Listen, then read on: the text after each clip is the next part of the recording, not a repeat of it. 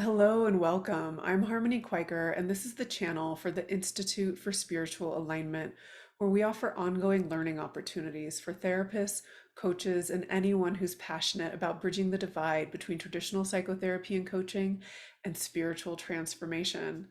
In this video, we are going to be talking about personality disorders through the lens of spiritual alignment.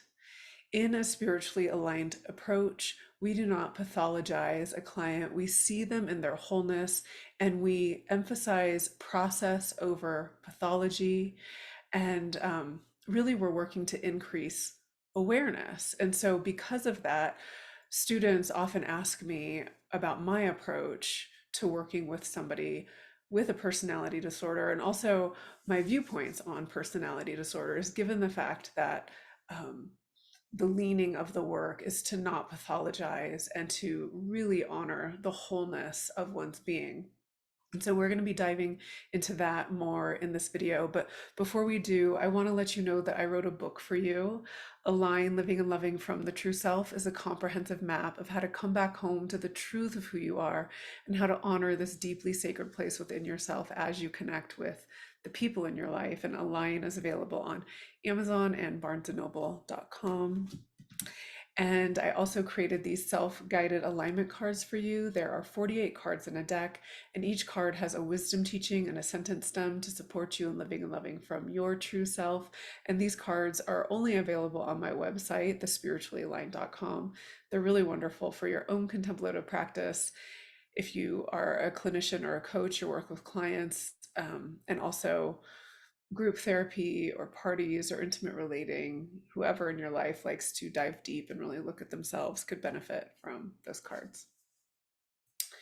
So, before I talk about personality disorders, I want to talk about the human condition because somebody who suffers from a personality disorder really is experiencing a degree of what we all experience as part of the human condition.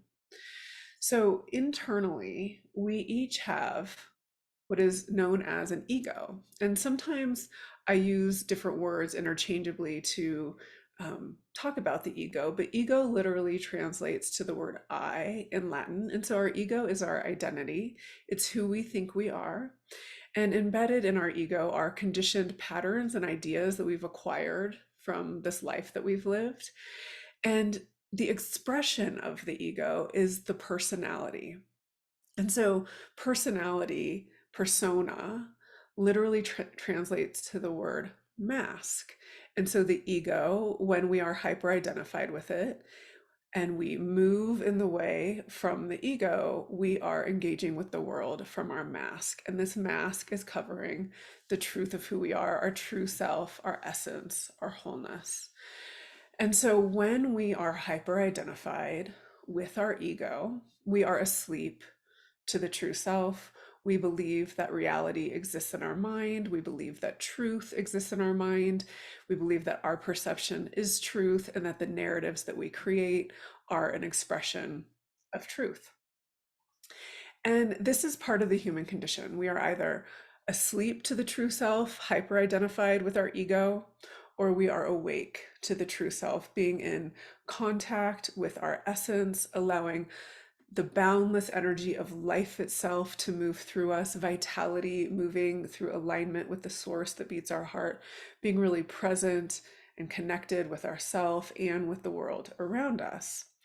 And at any moment, we can turn off the light of awareness and start becoming identified with our ego, or we can turn on the light of awareness at will. We can turn on the light of awareness and wake up to the truth of who we are.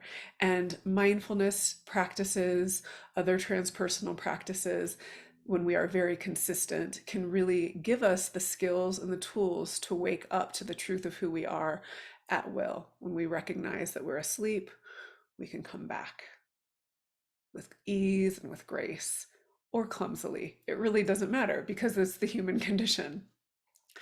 But when somebody has a personality disorder, the ego that they are identified with is more destructive to themselves and their relationships.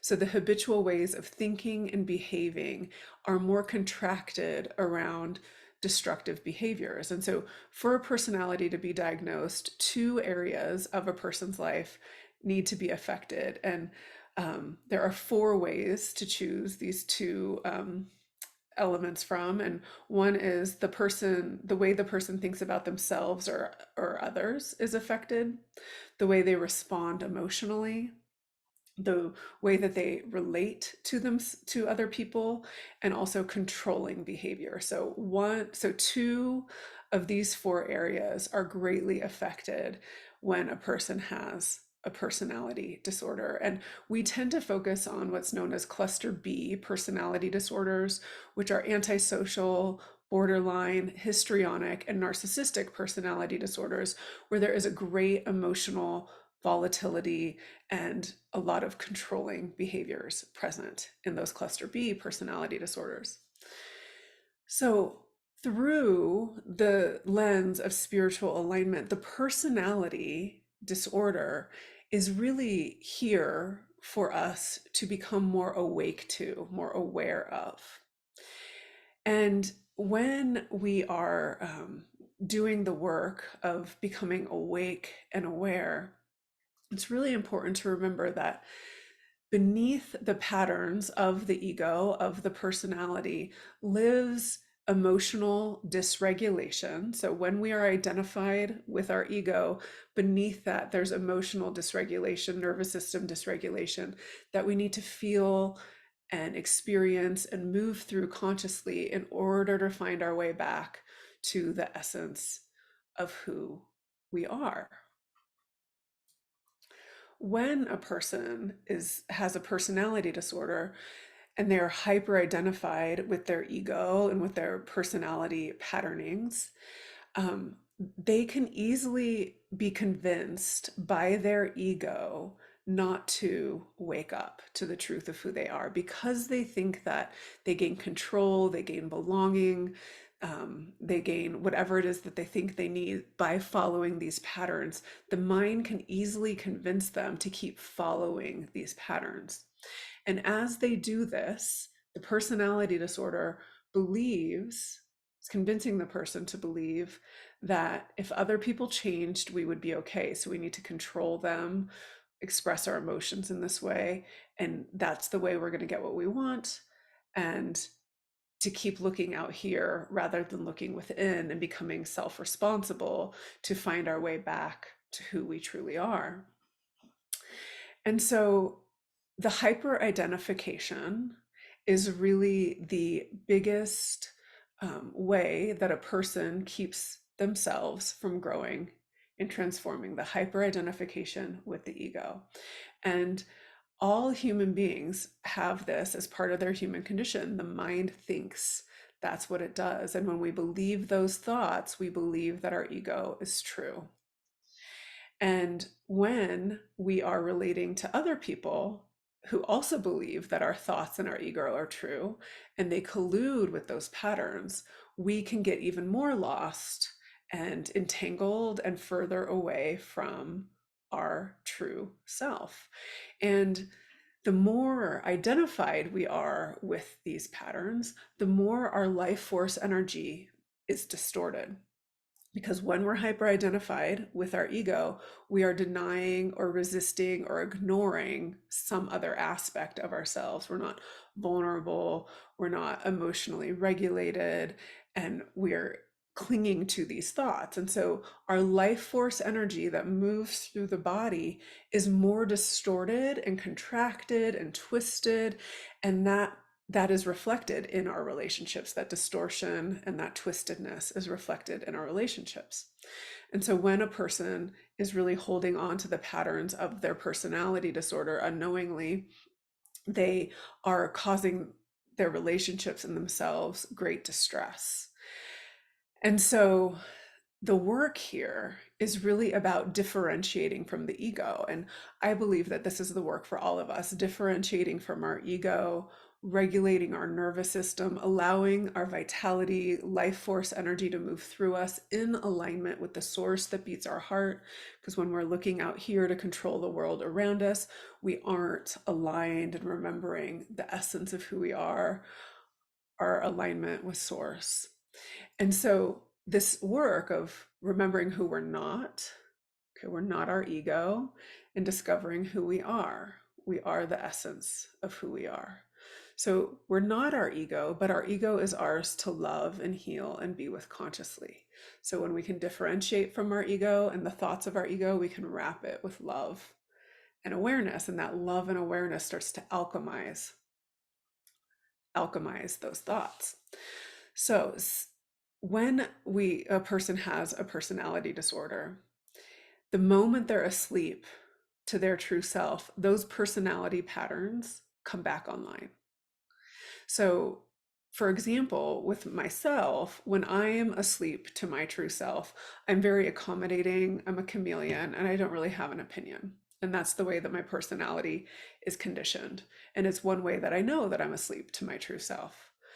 So when I can see that, I can turn on awake awareness at will and discover what is true inside of myself and what I need from myself in that moment to come back home to the truth of who I am. When somebody has a personality disorder and they're asleep to their true self, those destructive thoughts and behaviors come online quite quickly. And this is why people say that a personality disorder can't be cured, essentially, because the personality isn't going to change. At the age of 10, our personality is basically developed and it doesn't change much throughout our lives. And so it's very consistent throughout our lives.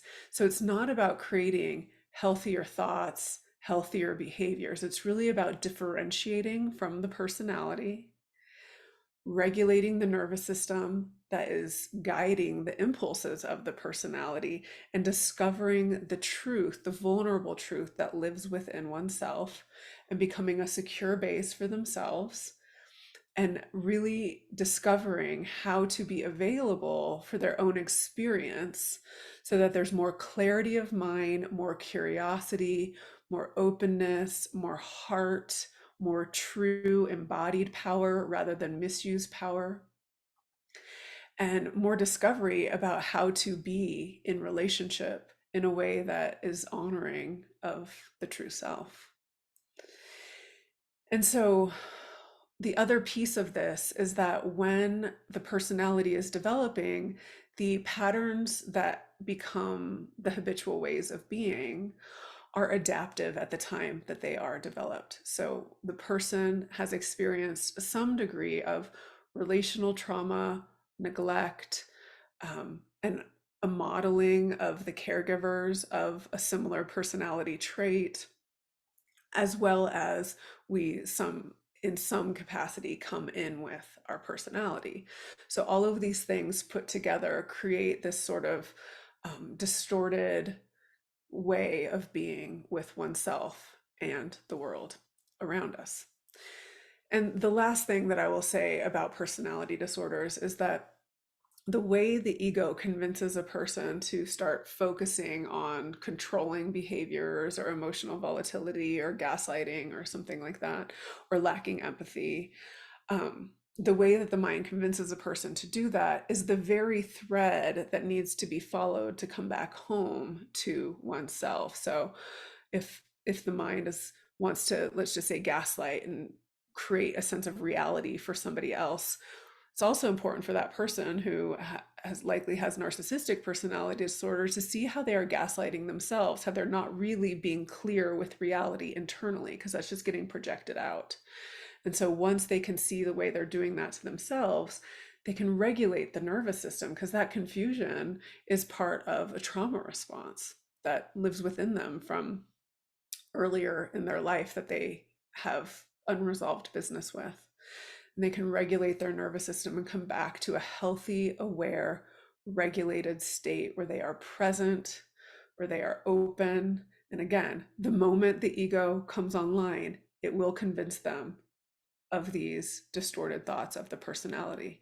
And so the work is rigorous. This isn't me. It's part of my human I get to heal and love.